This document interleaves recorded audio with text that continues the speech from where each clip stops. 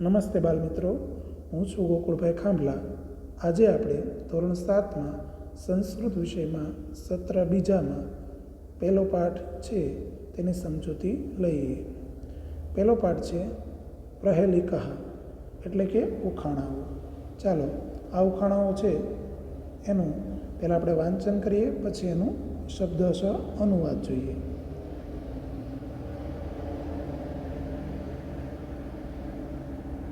વૃક્ષાગ્રવાસી ન ચ પક્ષીરાજ, ત્રિનેત્રધારી ન ચ શૂલપાણિ, ત્વગ્વસ્ત્રધારી ન ચ સિદ્ધયોગી, જલમ ચ પરિભન્ન ઘટો ન મેઘ.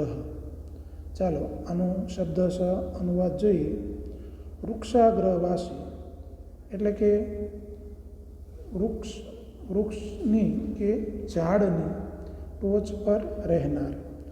ન એટલે નથી, ચ એટલે પણ, પક્ષીરાજ એટલે પક્ષીઓના રાજા ગરુડ, ત્રિનેત્રધારી એટલે કે 3 નેત્રવાળા, ન એટલે નથી, ચ એટલે પણ, શૂલપાણિ એટલે શંકર ભગવાન, ત્વગ્વસ્ત્રધારી એટલે કે છાલના વસ્ત્ર ધારણ કરે છે, ન એટલે નથી, ચ એટલે પણ, સિદ્ધ યોગી એટલે સિદ્ધિઓ પ્રાપ્ત કરેલા યોગી, જલમ એટલે પાણી, ન ચ એટલે પણ, પરિભન્ન એટલે ધારણ કરનાર,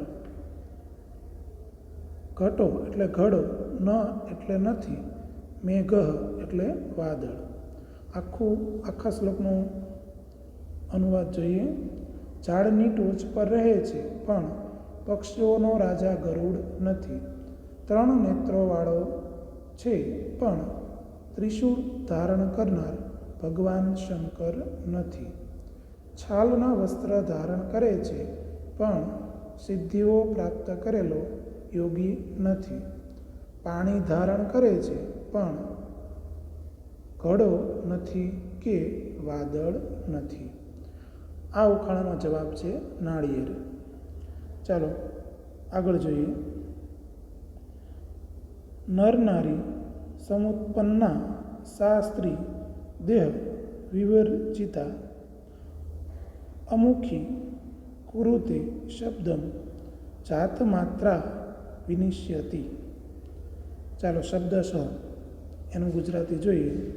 નર નારી સમુત્પન્ના એટલે નર અને નારીથી ઉત્પન્ન થયેલી, સા સ્ત્રી, સા એટલે તે, સ્ત્રી એટલે સ્ત્રી, તે સ્ત્રી, દેહ વિવર્જિતા એટલે દેહ વિનાની, અમુખી એટલે મુખ વગરની, કુરુતે એટલે કરે છે, શબ્દમ એટલે અવાજ, જાતમાત્રા એટલે જન્મતા જ, વિનિશ્યતિ એટલે નાશ પામે છે. ચાલો આખો શ્લોક છે એનું ગુજરાતી જોઈએ. તે સ્ત્રી નર અને નારીથી જન્મેલી છે છતાં શરીર વગરની છે, મુખ વગરની તે અવાજ કરે છે, જન્મતા જ નષ્ટ થઈ જાય છે. આ ઉખાણાનો જવાબ છે ચપટી. એના પછી આગળ જોઈએ.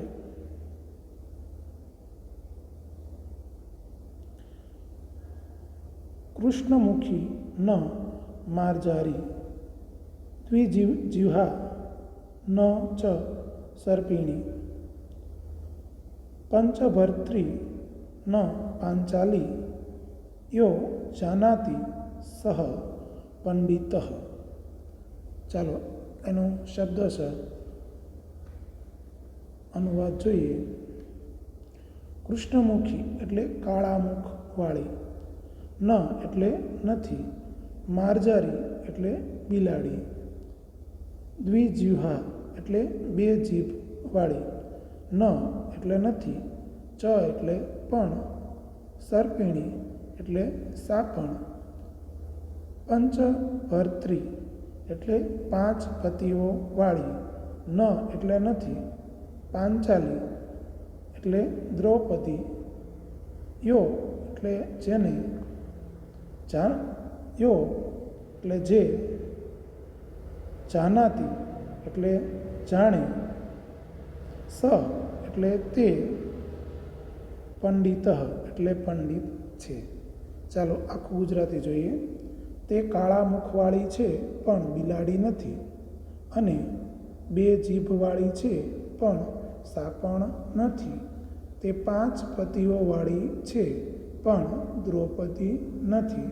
જે જાણે તે પંડિત છે.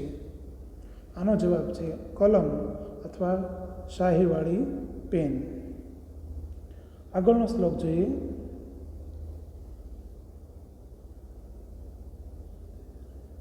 દંતેરહીન શિલાભક્ષી નિર્જીવો બહુભાષક ગુણસ્યુતિ સમૃદ્ધોપી પરપાદેન ગચ્છતિ. ચાલો આનો શબ્દશ અનુવાદ જોઈએ. દંતેરહીન એટલે દાંત વિનાનો, શિલાભક્ષી એટલે પથ્થરો ખાય છે, નિર્જીવો એટલે જીવ વગરનો, બહુભાષક એટલે બહુ બોલનાર, ગુણસ્યુતિ સમૃદ્ધપી એટલે ગુણરૂપી દોરીઓ વાળો, પરપાદેન એટલે પારકા પગે, ગચ્છતિ એટલે ચાલે છે. ચાલો આનું ગુજરાતી આખું જોઈએ. તે દાંત વિનાનો હોવા છતાં પથ્થરો ખાય છે, જે જીવ વગરનો હોવા છતાં બહુ બોલનાર છે, જે ગુણરૂપી દોરીઓવાળો છે અને પારકા પગે ચાલે છે. આ ઉખાણાનો જવાબ છે જોડા અથવા તો ઊંટ. ચાલો છેલ્લો શ્લોક જોઈએ. કસ્તુરી જાયતે કસ્માત કો હંતિ કર્ણામ કુલમ કિમ કુર્યાત કાતરો યુદ્ધે મૃગાત સિંહ પલાયનો. ચાલો કસ્તુરી એટલે કસ્તુરી કહું. કસ્તુરી એક પ્રકારનો એવું મૃગ આવે છે. જાયતી